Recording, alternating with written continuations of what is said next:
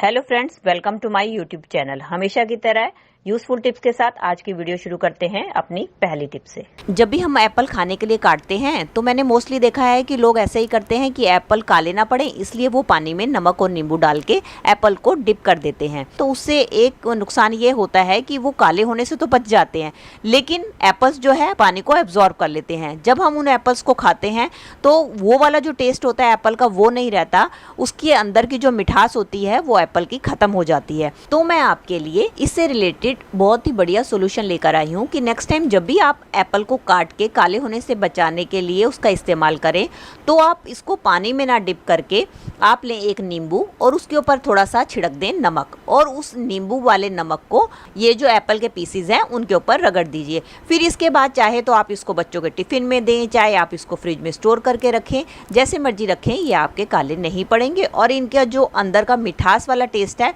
वो भी ऐसे ही बरकरार रहेगा।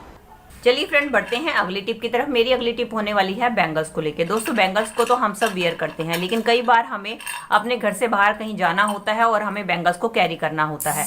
तो हम अक्सर क्या करते हैं, ज़्यादातर बैंगल बॉक्स में इसको लेकर जाते हैं, लेकिन कई बार हमारे पास स्पेस की कमी होती है तो हम इतना बड़ा बैंगल बॉक्स नहीं ले जा सकते हैं। उसके लिए बहुत ही बढ़िया ट्रिक लेकर आई हूँ। तो उसके लिए आपने क्या करना है, इसके लिए आप ले लें घर पे रखी हुई कोई भी सॉक्स, और उसके बाद अब आपने क्या करना है, इस तरीके से अपनी चूड़ियों को मोजे के अंदर डाल देना है। अब आपने क्या करना है, इसका जो ऊपर वाला हिस्सा है, इसके ऊपर वाले हिस्से को आपने चूड़ियों के ऊपर इस तरीके से चढ़ा देना है। इस तरीके से जब आप इनको लेकर जाएंगी तो आप इनको कम स्पेस में भी ले जा सकती हैं और दूसरा इनका टूटने का भी खतरा नहीं रहेगा। दोस्तों, वुलन कपड़े तो हम सब अपने घर पे धोते ही हैं, लेकिन कई बार कुछ लोगों को शिकायत होती है कि उनके कपड़े साफ नहीं होते हैं, या उनका कलर चले जाता है, या उनके स्वेटर्स पे रुआ आ जाता है। तो आज मैं आपको एक ऐसी ट्रिक शेयर करूंगी कि जिसकी मदद से आप अपने वुलन कपड़े धोएंगे तो उनके अंदर ना तो कोई रुआ आएगा, ना ही उनका कलर जाएगा। चलिए, सबसे पहली टिप तो ये है कि जब भी आपने कपड़े धोने हैं उसके लिए जो भी आपने कपड़े धोने हैं वो ले लीजिए। देखिए, मैंने कपड़े धोने हैं, उसके लिए मैंने एक टॉल ले लिया है गरम, साथ में ये मैंने 2 स्वेटर ले लिए हैं। और सबसे पहले आपने क्या काम करना है, जो भी आपने कपड़े धोने हैं उसको आपने कभी भी सीधा नहीं धोना है, हमेशा पहले कपड़ों को आपने उल्टा कर लेना है। ये देखिए, मैंने ये कपड़े स्वेटर था, इसको मैंने उल्टा कर लिया। इस तरीके से जो भी आपने स्वेटर आपने धोने हैं उसको आप उल्टा कर लीजिए। उसके बाद मैंने बाल्टी में ले लिया है पानी। मैंने इसमें आधी बाल्टी ली है क्योंकि मेरे कपड़े कम ही हैं। अगर आपके पास ज्यादा कपड़े हैं तो आप ज्यादा पानी भी ले सकते हैं। और आपने इस बात का ध्यान रखना है क्योंकि कई लोग सर्दी में ठंड के कारण गर्म पानी का इस्तेमाल करते हैं। उससे क्या होता है कि हमारे कपड़े जो है लटक जाते हैं, ढीले पड़ जाते हैं। इसलिए आपने जब भी कपड़े धोने हैं आपने नॉर्मल पानी का ही यूज करना है। पानी लेने के बाद उसके अंदर हम एक चीज ऐड करने वाले हैं जो कि हम सबकी रसोई में मिलती है और ये बहुत ही इंपॉर्टेंट इंग्रेडिएंट्स है, इसका आपने जरूर से इस्तेमाल करना है, वो है नमक। अब हम क्या करेंगे, आधे बाल्टी पानी में हमने 1 चम्मच नमक डाल देना है। दोस्तों, नमक डालने का क्या फायदा होता है कि नमक जो है हमारे कपड़ों के कलर को फिक्स करके रखता है। कई बार कुछ हम वुलन कुर्तियां या कुछ ऐसे स्वेटर धोते हैं कि जिनका रंग निकलता है, तो अगर हम इसके अंदर नमक डालेंगे जो हमारे कपड़ों में से रंग निकलेगा उसको ये फिक्स कर देगा और नेक्स्ट टाइम जब आप कपड़े धोएंगे तो उसके अंदर से आपका बिल्कुल भी कलर नहीं जाएगा। उसके बाद दूसरी चीज हमें लेनी है वो है शैम्पू। आप घर पे रखा हुआ किसी भी ब्रांड का शैम्पू ले सकते हैं और जितनी आपकी पानी है उसके हिसाब से शैम्पू का इस्तेमाल कर सकते हैं। मैंने आधी बाल्टी ली है इसलिए मैं 1 शैम्पू पाउच का इस्तेमाल कर रही हूँ।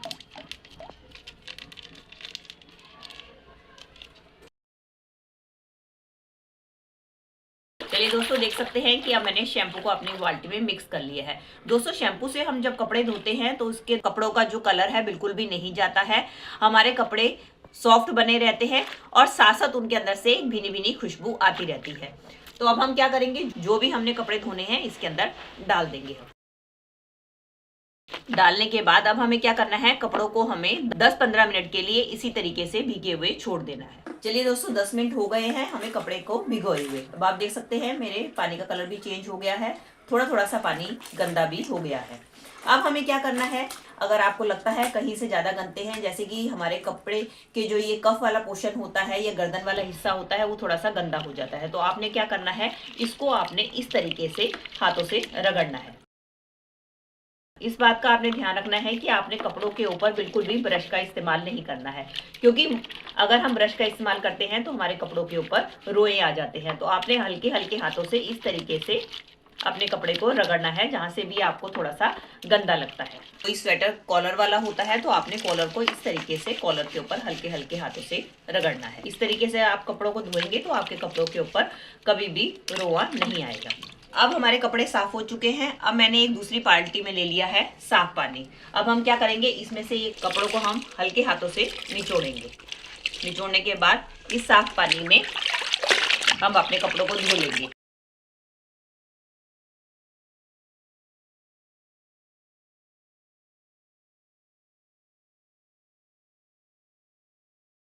दोस्तों, कपड़े धोने के बाद अब बारी आती है इनको सुखाने की। तो आपने ध्यान रखना है कि कभी भी कपड़ों को आपने डायरेक्ट तार के ऊपर नहीं सुखाना है। इसको सुखाने के लिए आपने यूज करना है हैंगर का, क्योंकि अगर आप हैंगर में कपड़े सुखाते हैं तो आपके कपड़े बिल्कुल भी लटकते नहीं हैं और बिल्कुल भी डी शेप नहीं होते हैं। बस इस बात का ध्यान रखें कि आपने कपड़ों को धूप में नहीं, छाया में सुखाना है, क्योंकि धूप में सुखाने से भी इनका कलर फेड हो जाता है और इनकी रंगत खराब हो जाती है। कुछ नए जैसा बनाए रखना चाहते हैं और चाहते हैं कि उनके ऊपर रुआ ना आए, तो आप इन ट्रिक को फॉलो करेंगे तो आपके कपड़े हमेशा नए की तरह ही चमकदार बने रहेंगे और लंबे टाइम तक चलेंगे।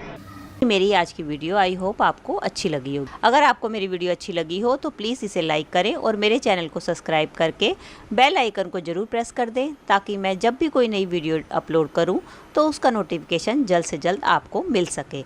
मिलती हूं नई वीडियो के साथ। Till then take care and bye bye.